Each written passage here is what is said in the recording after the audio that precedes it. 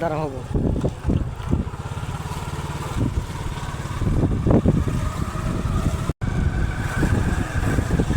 তাহলে এইদিকে আমাদের অনেক আত্মীয় স্বজন আছে, অনেক।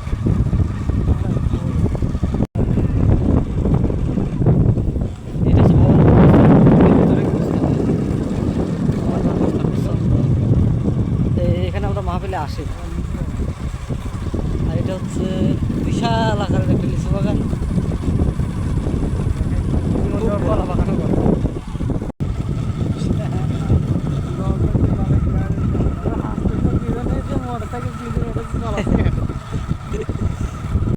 আমরা চলে আসলাম সোলার প্রজেক্ট।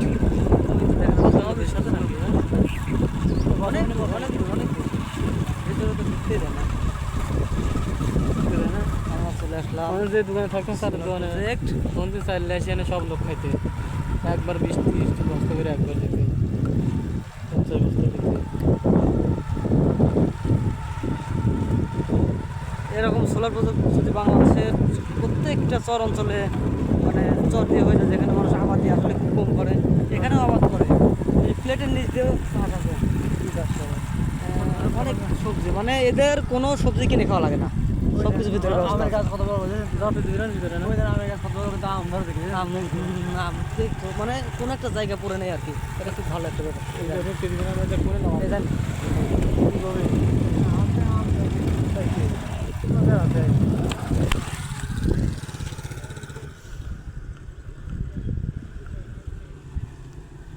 দেখা যাচ্ছে এই তো ছোট ছোট গাছ, কিন্তু আম। এই যে যে পলিগুলো দেখতে পাচ্ছেন গাছের সাথে, সব আম। আসলে এরা জমির কোনো অপচয় করে নাই, এরা আসলে খুব ভালো একটা পরিকল্পনা। বাংলাদেশে প্রত্যেকটা পড়ে থাকা জায়গায় এরকম একটা পরিকল্পনা করার দরকার আছে। কোনো একটা জায়গা পড়ে নেই। প্লেটের নিচ দিয়েও আমার এক ফুফাতো ভাই এখানে কাজ করে, তার থেকে শোনা যে ওনারা প্লেটের নিচ দিয়েও অনেক সবজি জানলা দেওয়া, অনেক সবজির গাছ বিছায় দেওয়া, ফল প্রচুর পরিমাণ ফলন হয়।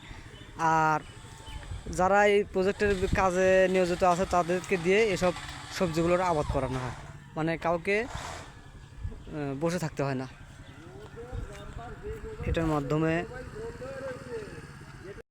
মাধ্যমে এখানকার অনেক জনগণের কর্মসংস্থান হয়েছে।